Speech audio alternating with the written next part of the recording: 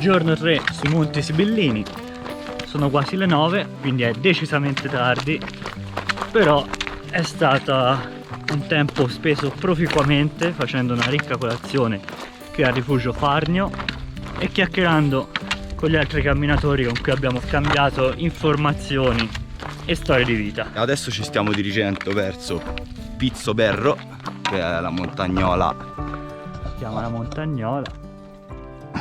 in quella direzione.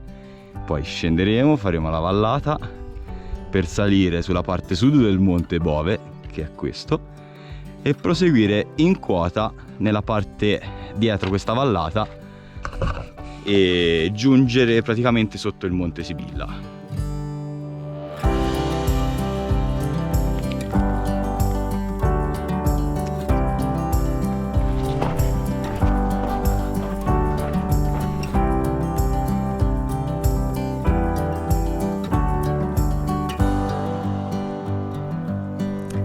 Siamo arrivati a Forcella Angagnola e ora la nostra prossima meta è il Pizzoberro.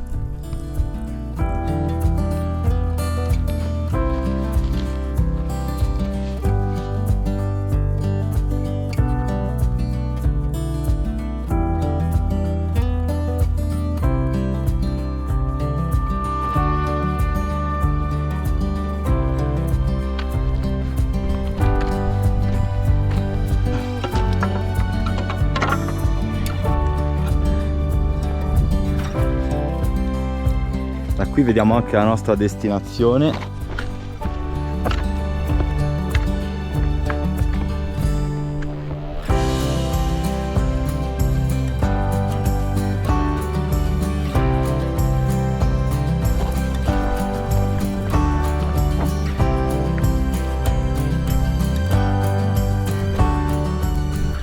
E al terzo giorno di cammino finalmente le cose si fanno interessanti. Siamo arrivati in cima a Pizzoberro, 2259 metri, e ora ci godiamo questo bel panorama prima di rimetterci in marcia.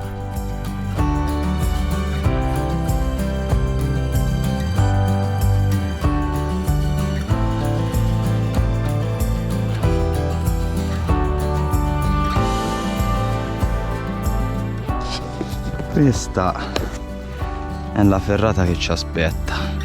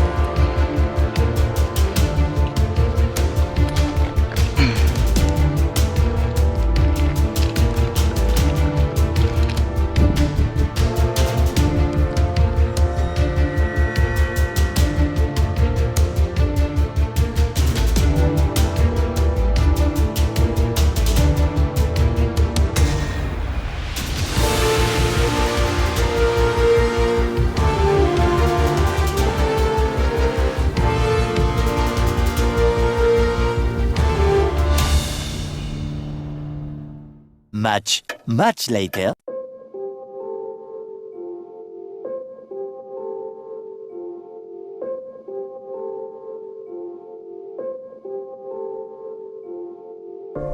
Siamo arrivati a Monte Bove Sud, stanchi morti, mezzogiorno e mezzo, nonostante siamo oltre 2000 metri, fa un caldo arrabbiato, e camminare in queste condizioni non è fattibile, quindi staremo fermi qui all'ombra per almeno 2-3 ore. Ci hanno raggiunto anche questi simpatici cavalli. La camminata stamane è stata bella tosta, è stata una discesa parecchio complicata e ora ci riposiamo e cerchiamo le energie per ripartire.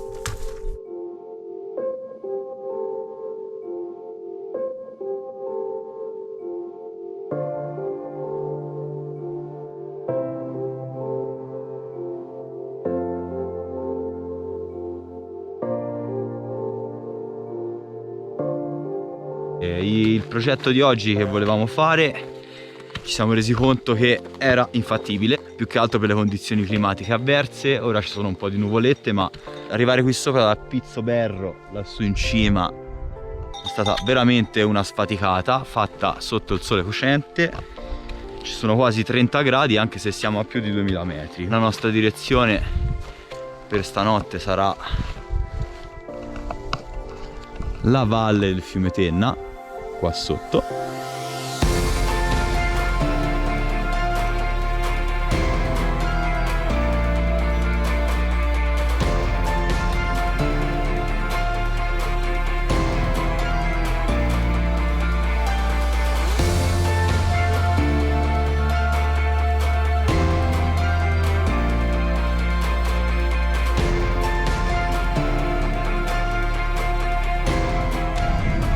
Siamo qui su questo crinale completamente scoperto. Là, come vedete, piove e poco fa abbiamo sentito un tuono. Per cui, dopo la discesa con la catena di stamani, il crinale assolato dove abbiamo rischiato un colpo di calore, qui temporale in avvicinamento, diciamo che oggi la morte ci sta inseguendo ad ampie falcate. La pioggia alla fine non si è palesata, solo qualche goccia molto sporadica, ma soprattutto finalmente torniamo a vedere degli alberi.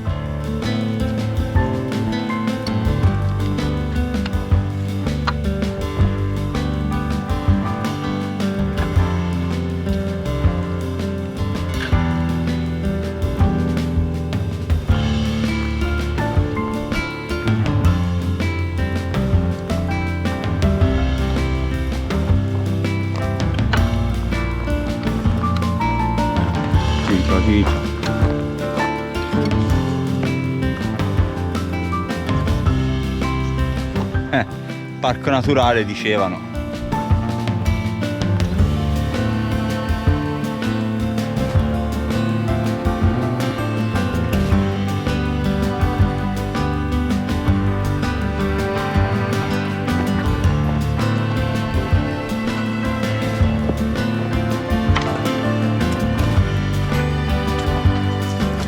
E questo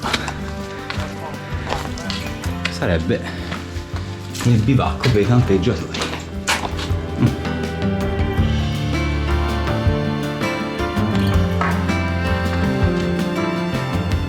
Molto invitante.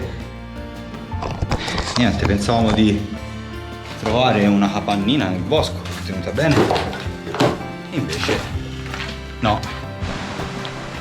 Ok, effettivamente essendo scesi poi un pochino più a valle il fiume ha cominciato a tirare. Ora lo proseguiremo finché non troviamo uno spot che ci aggrada per piantare la nostra tenda. Comunque la bellezza di questi picchi è veramente mozzafiato. Sono le formazioni rocciose notevoli. Siamo proprio nella gola di un fiume. È veramente, veramente bellissimo.